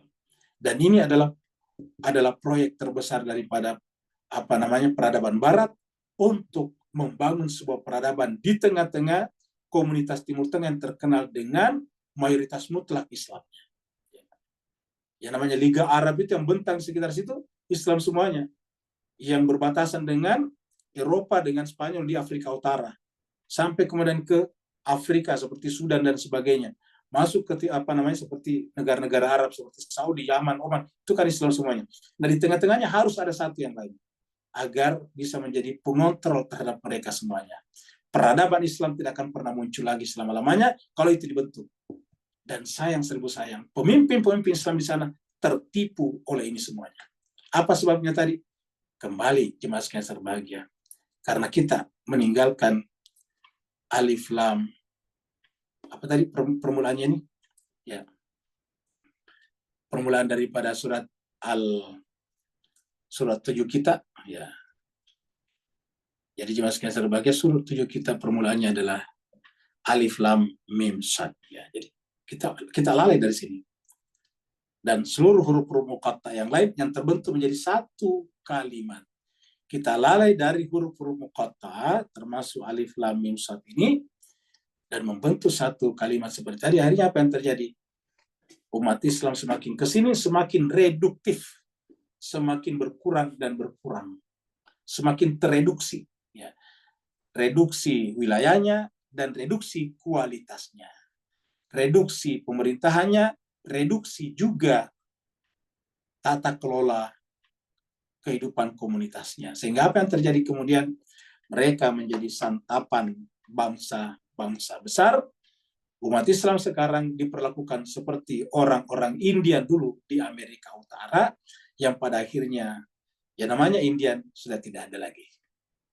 Yang ada adalah berdirinya sebuah negara besar berkulit putih di atas wilayah mereka, yang namanya Amerika Serikat di sini dan Kanada di sebelah sana. Lalu mereka kemana Indianya? Punah, habis. Bapak Ibu bisa bayangkan, dalam 9 bulan terakhir saja 40.000 orang yang dibunuh di Gaza. 40.000 itu nanti kalau dia besar dan menikah punya anak, katakanlah 2 orang saja, berarti sama dengan 80.000 tambah 40.000, 120.000. Belum lagi dengan anak-anak yang hilang. Ini adalah genosida besar-besaran. Dan ujung-ujungnya apa? The Great Israel. Dan kalau umat Islam terutama tidak bangkit memikirkan, dia akan habis. Kita jangan, umat Islam jangan berharap kepada yang lain. Kita sudah berterima kasih kepada mereka.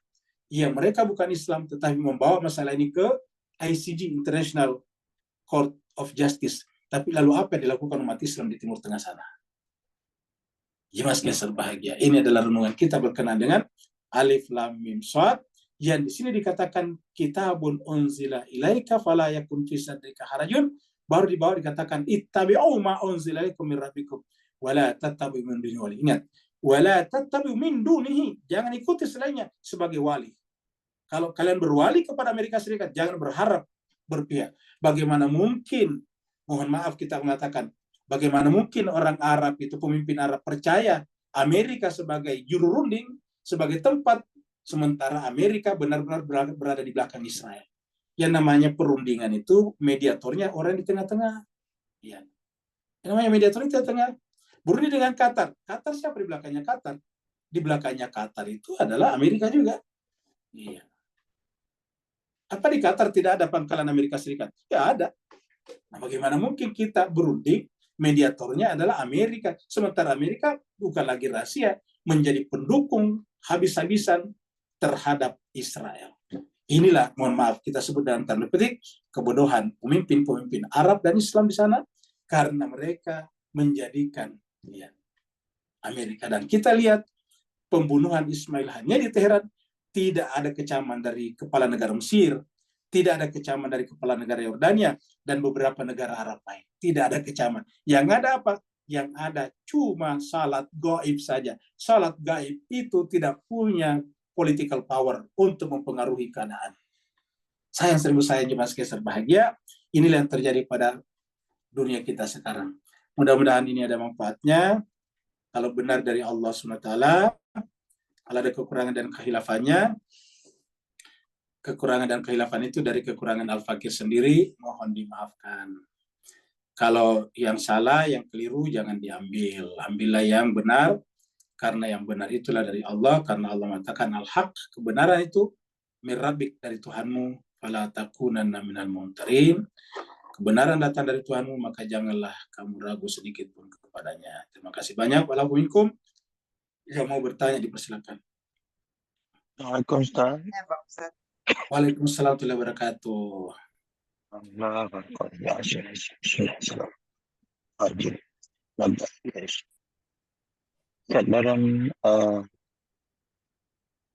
Dalam kata-kata apa tu ayat huruf al-muqatta'ah hari ini, alif lam mim sad tadi.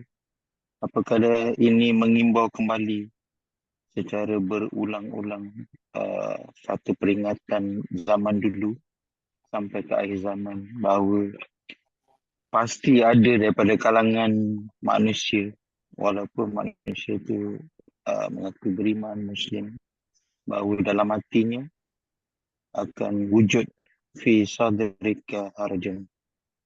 Bila Allah sendiri sekali lagi dalam ayat yang apa kata ittabi'u min unzila ilaika min rabbika. Setiap kali Allah sendiri pilih, boleh-boleh kita yang merasa kita lebih layak pilih, bagaimana iblis dulu membantah di alam sana. Maka Allah pesankan ulang tayang wala tattabi'u min dunihi awliya. Sekali lagi peringatan tentang masalah awliya tadi. Beri pencerahan tentang bagaimana kita memutuskan cerita lama dengan cerita sekarang, especially dengan Imam Mahdi AS di Iran. Barakallahu. Baik, terima kasih banyak Pak Nur. Jadi jemaah sekalian berbahagia, kita lihat di sini bahwa kalau kita berpegang pada tadi huruf-huruf muqatta'ah ini, yang kemudian dirangkai menjadi satu kalimat, harusnya Islam itu tidak menjadi sempit. Islam tidak menjadi pengecut, penakut, dan hanya kemudian diam ketika ribuan, puluhan ribu wanita dan anak-anak dibantai di depannya. Inilah menurut saya kepengecutan yang keterlaluan. Bayangkan di depan kita wanita, anak-anak dibunuh dan pemimpin Arab tetap diam. Yang dibunuh bukan satu, bukan dua, tetapi sudah 40.000 lebih. Coba bayangkan bapak-bapak, ibu-ibu mengumpulkan 40.000 orang. Semuanya mayat. Sebegitulah banyaknya yang dibunuh Israel di Gaza. Dan apa yang dilakukan oleh pemerintah Yordania?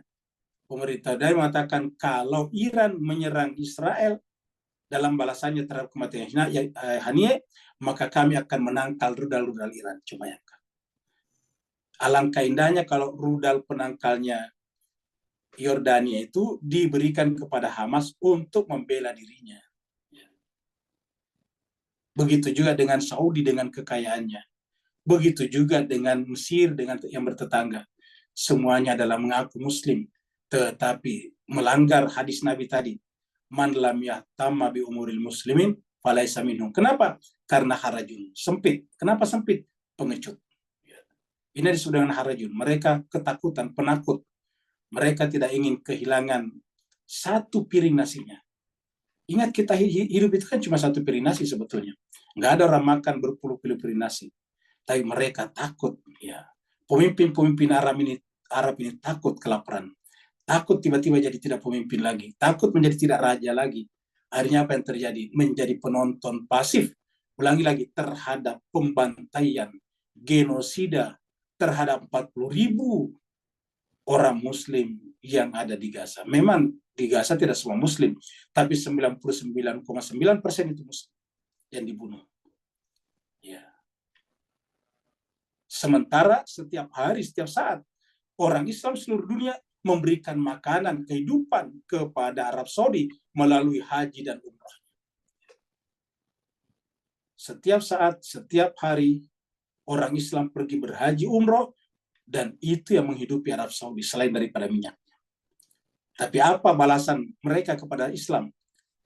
Satu, menjadi penonton pasif terhadap genosida umat Islam di Gaza. Sadrika, maka jemaah sekalian berbahagia, sekarang harapan kita adalah berbuat sesuai dengan kemampuan kita. Saya sebagai penceramah, saya menyampaikan dalam ceramah-ceramah saya, dan kita bapak-bapak, ibu-ibu yang berbelanja harusnya janganlah berbelanja kepada tempat-tempat yang terkait langsung dengan Israel, karena sama saja dengan ikut kontribusi di dalam membunuh 40.000 orang di Gaza.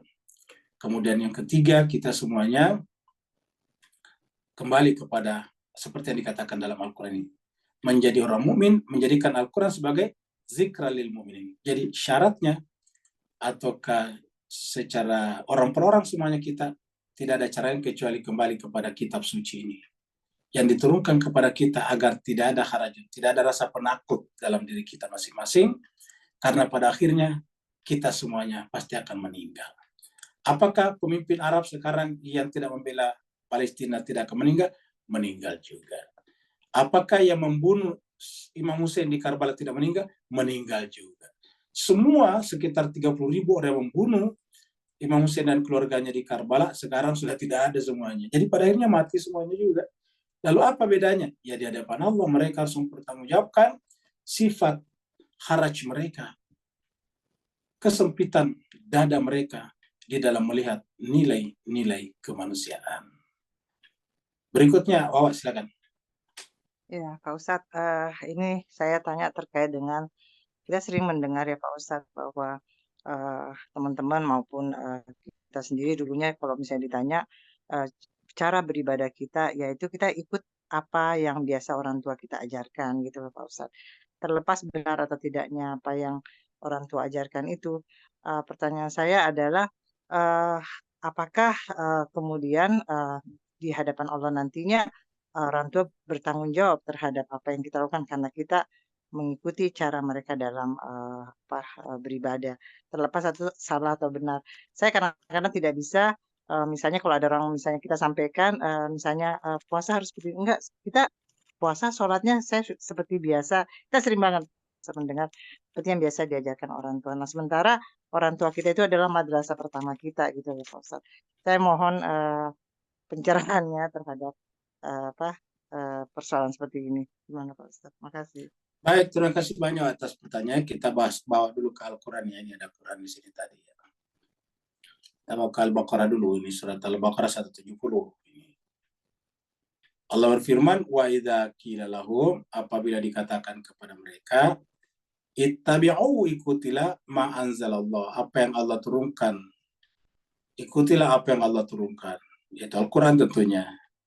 Kalau mereka berkata, bal, tidak, kira-kira gitu, tidak. Nattabi'u, kami bahkan mengikuti. Ma alfaina, apa yang kami temukan, apa yang kami dapatkan. Alaihi, ajarannya aba'ana, orang-orang tua kami. Moyang-moyang kami.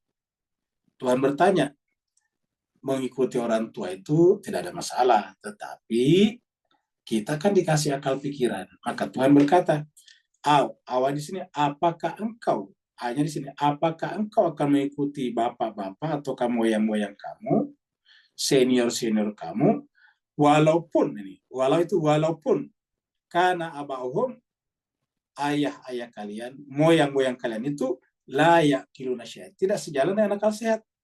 Jadi artinya tidak apa-apa kita mengikuti mereka kalau sejalan dengan akal sehat atau sejalan dengan petunjuk Al-Quran. Jadi apakah kalian akan mengikuti pendahulu-pendahulu kalian walaupun mereka itu tidak sejalan akal sehat atau tidak sejalan dengan petunjuk Al-Quran? Jawabannya artinya kita boleh mengikuti orang tua selama sejalan dengan akal sehat dan mengikuti petunjuk. Dan ini dalam Al-Quran disampaikan di surat Luqman juga. Wa idza qila lahum, apabila dikatakan kepada mereka, ittabi'u, ikutilah ma anzalallah, apa yang Allah turunkan. Qalu, mereka berkata, bal nattabi'u, kami bahkan mengikuti ma wajadna. Kalau tadi alfaina, sekarang ma wajadna, apa yang kami dapati alaihi, atasnya, pada aba'ana, bapak-bapak kami. Tuhan bertanya lagi, awalau kan, apakah mereka mengikuti bapak-bapaknya? Walaupun bapak-bapak mereka itu justru sejalan dengan syaitan ini. Awalau kan, kalau tadi kan layak kilu, sekarang syaitan. Jadi kalau layak kilu itu syaitan. Awalau kana syaitan. Yada'uhum ila adzabil sair. Apakah mereka mengikuti orang-orang tua mereka?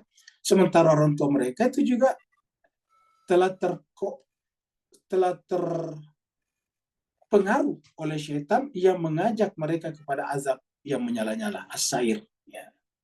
Nah, pertanyaan tadi, bagaimana orang tua kita? Kita kan cuma ikut pada mereka, bagaimana nasibnya? Kira-kira gitulah. Nah, nasibnya kita bisa buka di dalam surat Al-Baqarah ini ya. Kita bisa lihat dalam 141 ya. 141, surat Al-Baqarah 141 ya. Tilka ummatun, orang tua kamu yang dulu itu adalah satu umat. Qad khalat, itu sudah berlalu. Ya, ini mereka sudah berlalu.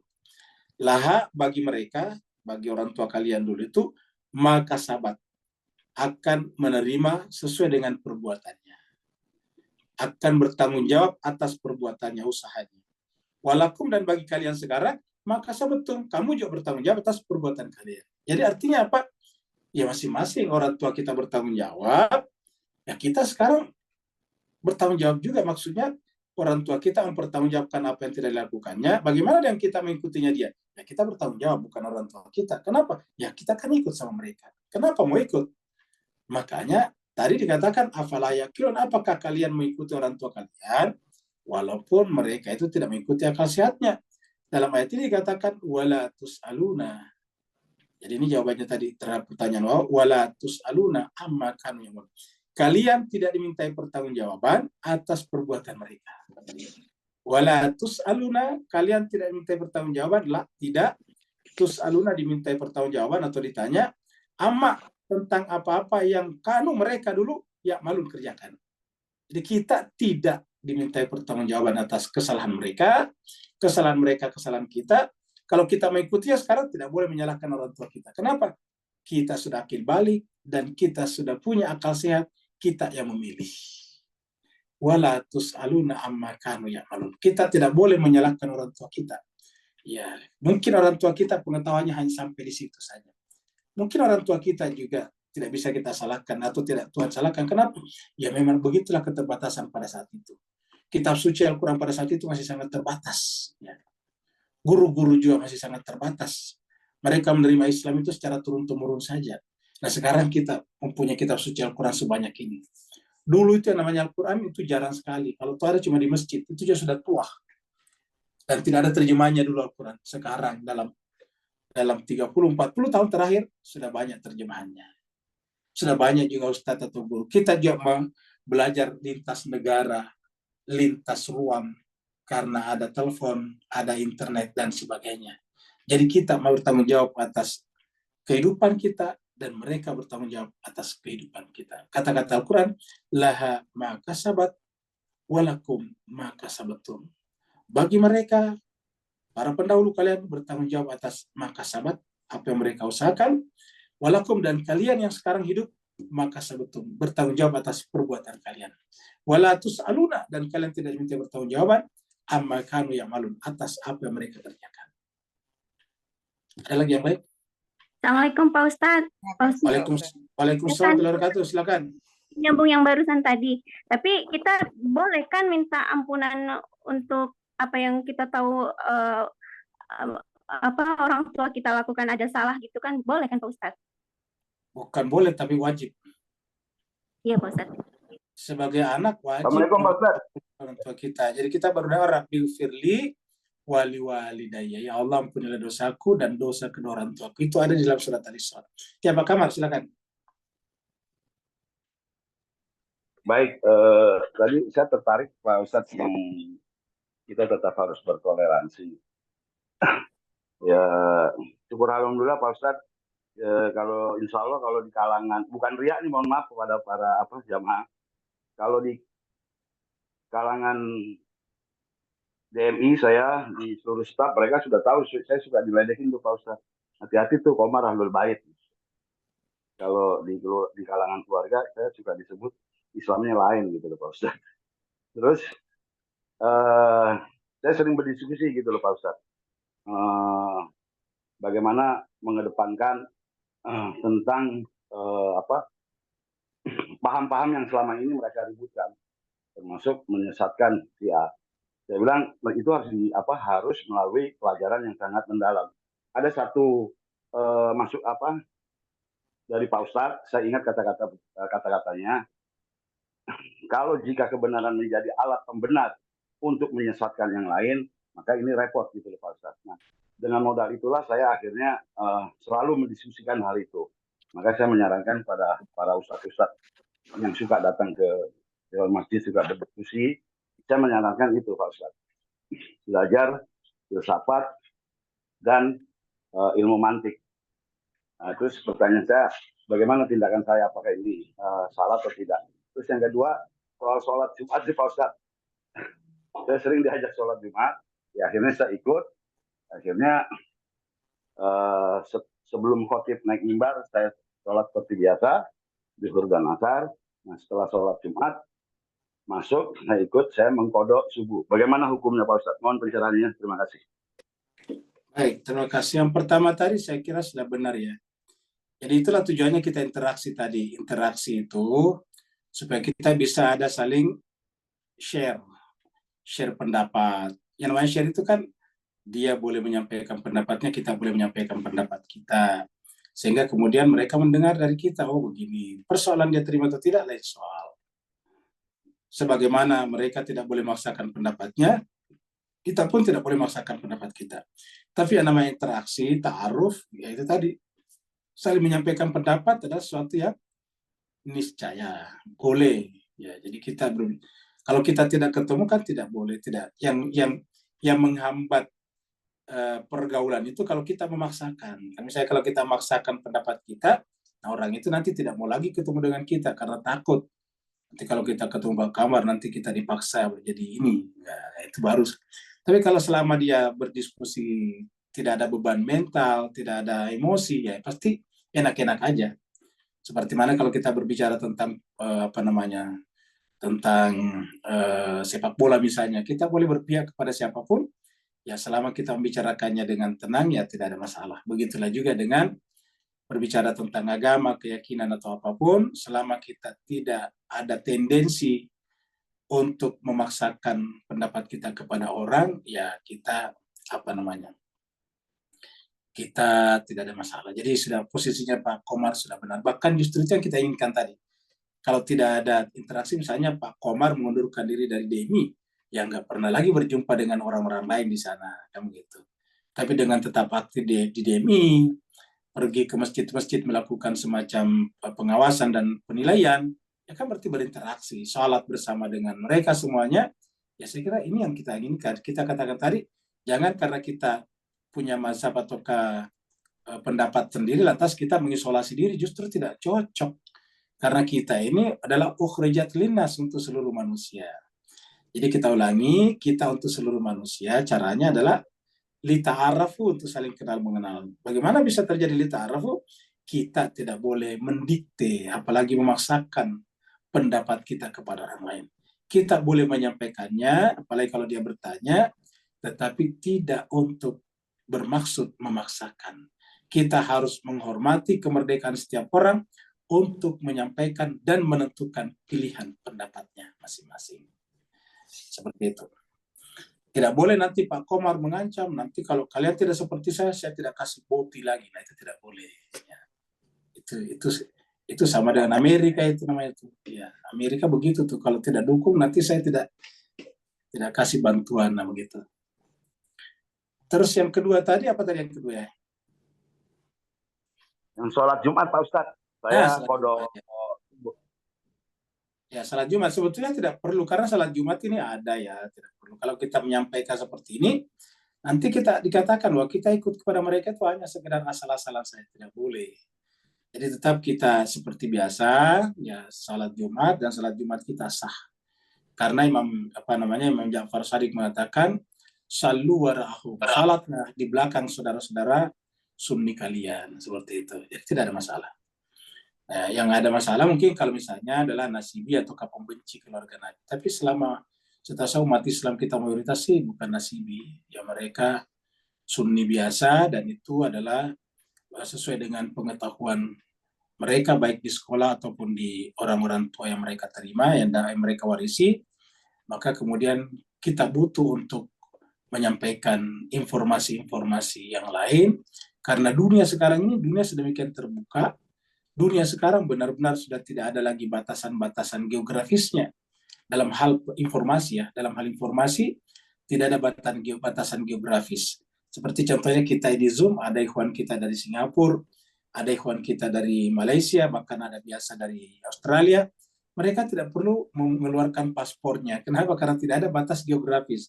Tapi kalau kita pergi benar secara geografis, pasti harus masuk wilayah mereka, harus menunjukkan paspor kita.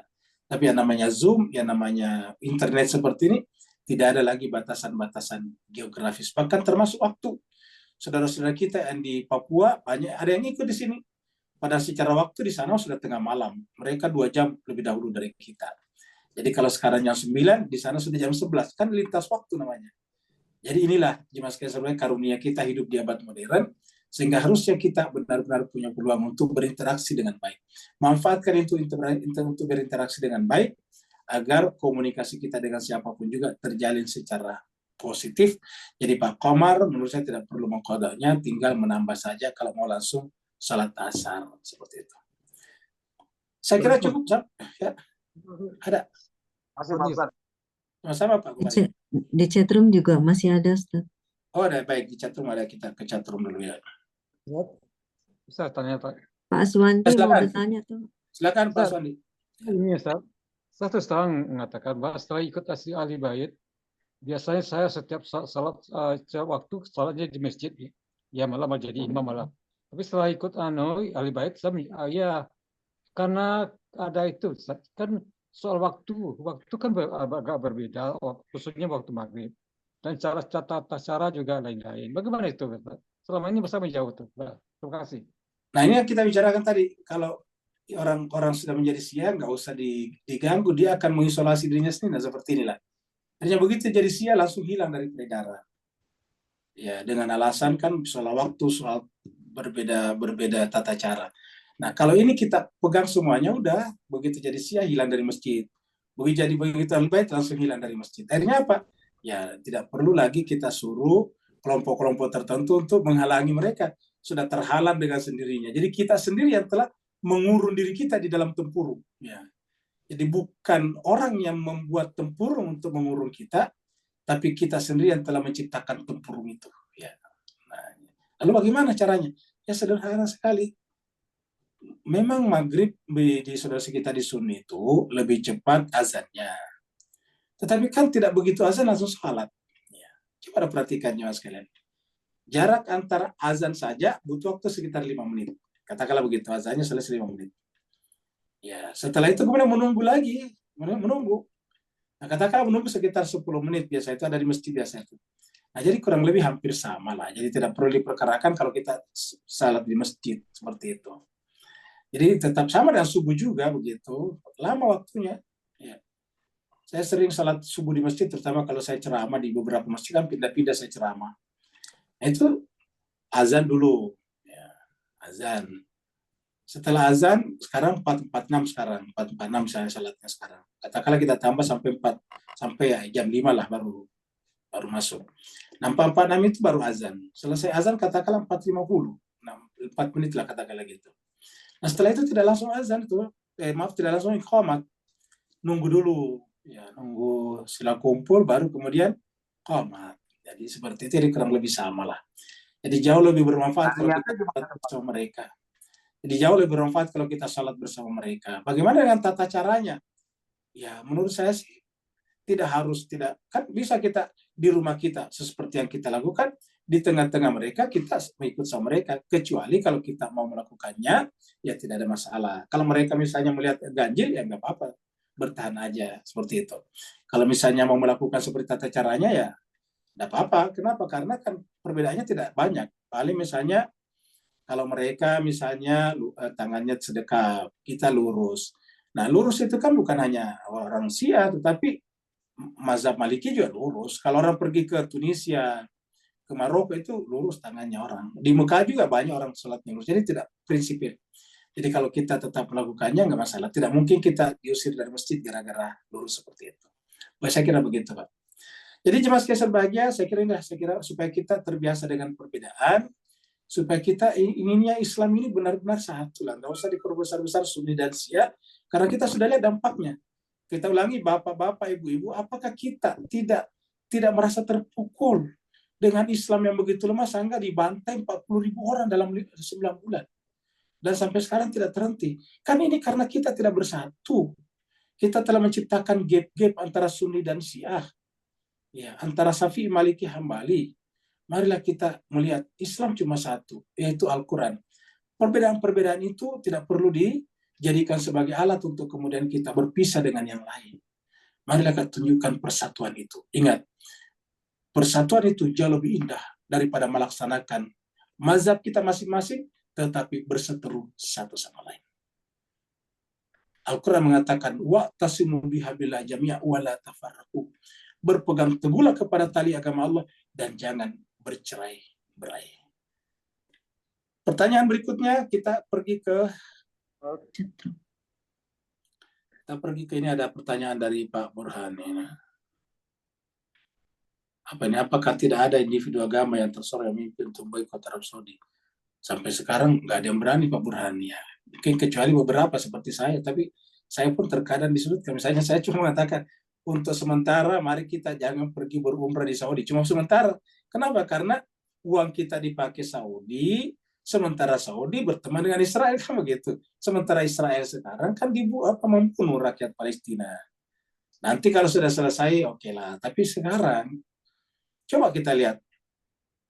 Coba lihat di petanya. Bisakah Israel menerbangkan pesawat langsung pergi ke atas Yaman, menyerang Hudaidah?